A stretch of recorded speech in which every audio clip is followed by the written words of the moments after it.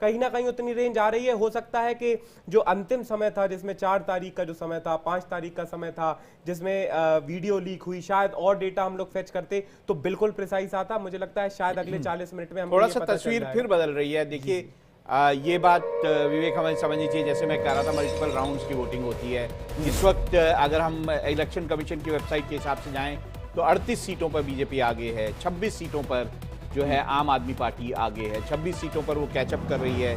धीरे धीरे आम आदमी पार्टी की सीटें भी बढ़ रही हैं और बीजेपी का वोट शेयर 48.11% हो गया है और आम आदमी पार्टी का जो वोट शेयर है वो बढ़कर 42.82% हो गया। लेकिन फिर भी मार्जिन बहुत ज्यादा है, मार्जिन काफी है। इलेक्शन कमीशन के आंकड़ों में बीजेपी को अभी भी बढ़त है, जैसा कि आप भी बता रहे हैं, ब्रेकिंग न्यूज भी दर्शकों को दिखा रहे हैं।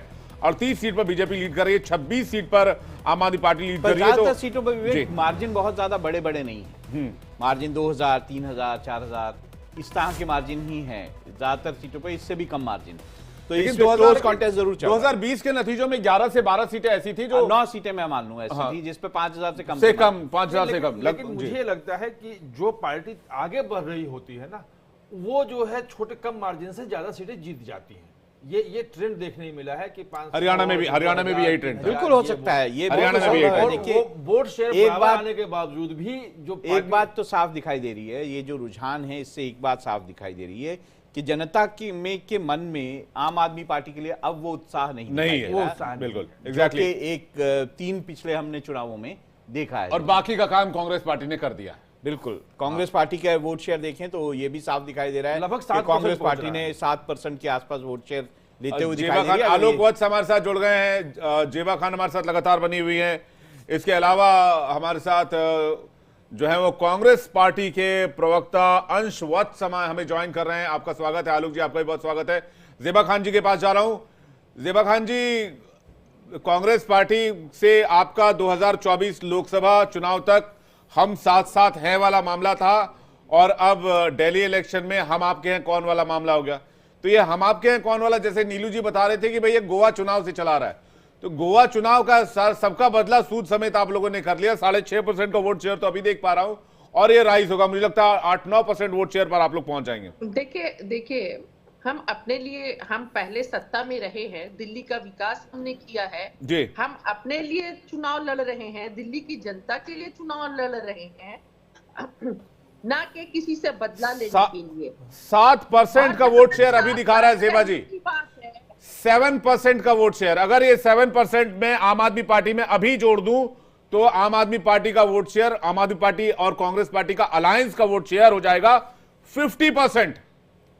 तो आप लोगों ने एक बड़ा डेंट दिया है आम आदमी पार्टी को, ये बात तो आंकड़े कह रहे हैं, मैं नहीं कह रहा हूं। देखिए हम अपने लिए चुनाव लड़ रहे हैं और अपने को फिर से स्थापित करने के लिए दिल्ली में चुनाव जो है ऐसा लगता है आम आदमी पार्टी को हराने के लिए लड़ रहे थे और बीजेपी को जिताने के लिए लड़ रहे थे।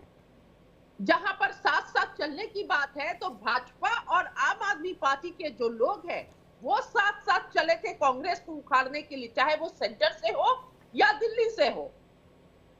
नहीं ये कब हुआ? 2024 में तो आप साथ लड़ रहे थे। नहीं ऐसा मैं जो बोल रहा था, मैंने सिर्फ ये बोला जेबा जी, मैं ये बोल रहा हूं कि हमें इस तरह से लगता है, हो सकता है हम गलत हूं, हमें ऐसा लगता है कांग्रेस पार्टी ने ये जो चुनाव लड़ा दिल्ली में वो आम आदमी पार्टी को हराने के लिए लड़ा और बीजेपी को जिताने के लिए लड़ा। बिल्कुल ऐसी बात नहीं है। हम कोई आज के पार्टी नहीं है, कोई नया पार्टी नहीं है जो किसी को हराने के लिए और किसी को जिताने के लिए लड़ेंगे।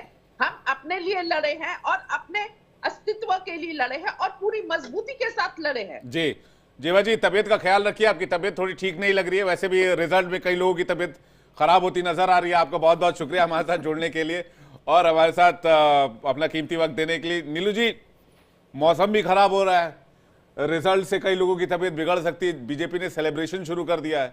आलोक वत्स जी भी अपना जलपान वलपान कर ही डाले हैं, सुबह सुबह लग रहा है एकदम बढ़िया मूड में बैठे हैं। आलोक वत्स जी, क्या लग रहा है अभी तक की तस्वीर है? आलोक वत्स जी, आवाज आ रही है आपको? हाँ, 7 बजे से ही बैठे हुए हैं। अच्छा, 7 जलपान वलपान कर लिए हैं लगता है आप? कर लिया, एकदम फिट है 9 बजे रात तक। नहीं वो तो 2 बजे तक साफ हो जाएगा, 9 बजे तक क्या फायदा होगा? अरे अब जिसको टाइम दिए हैं उसको कुछ न कुछ बुलवाएगा ही। जी आलोक जी, कैसा लग रहा है आपको ये चुनाव के रिजल्ट जो दिखाई दे रहे हैं इस वक्त? बीजेपी जो है वो उसको लीड दिखाई दे रही है और ऐसा लगता है वो कंफर्टेबल लीड है। अगर ये लीड जो है वो चुनावों के रिजल्ट में एक तब्दील हुई तो बीजेपी इस बार जो है आम आदमी पार्टी की जगह दिल्ली में सरकार बना रही हो। देखिए, शुरू से ही इस बात को मैं कह रहा था कि इस बार दिल्ली के चुनाव की फिजा बदली हुई है, लोग बदलाव की तरफ बढ़ रहे हैं, जिसको लोगों ने उस समय नकारते थे कि नहीं ये गलत है, क्योंकि 2 बार से 3 बार से जो प्रचंड बहुमत ला रहे थे केजरीवाल जी, वो अपने आप में एक मील का पत्थर गाड़ा हुआ था और उसको उखाड़ना ये देश में अगर कोई कर सकता था तो सिर्फ नरेंद्र मोदी जी कर सकते थे। और उन्होंने किया, जनता को समझाया कि तुमको कितना छला गया है, प्रगति के रेस में हमारे साथ डबल इंजन पहिया से पहिया बन के चलो और देखो किस तरीके, एक बार हमें मौका दीजिए। उनका आप अगर भाषण में याद करें तो उन्होंने कई जगहों पर कहा कि एक बार हमें भी मौका देके देखिए। जब देश भरोसा कर सकता है तो दिल्ली वासियों ने सोचा कि हम क्यों नहीं भरोसा कर सकते हैं। और यही कारण है कि इस बार जिस तरीके का प्रचंड बहुमत केजरीवाल जी लेके आते थे, उसी तरीके का प्रचंड बहुमत इस बार भारतीय जनता पार्टी को दिल्ली नहीं, देने लेकिन जा रही है। घड़ी उल्टी घूमनी शुरू हो गई है सर।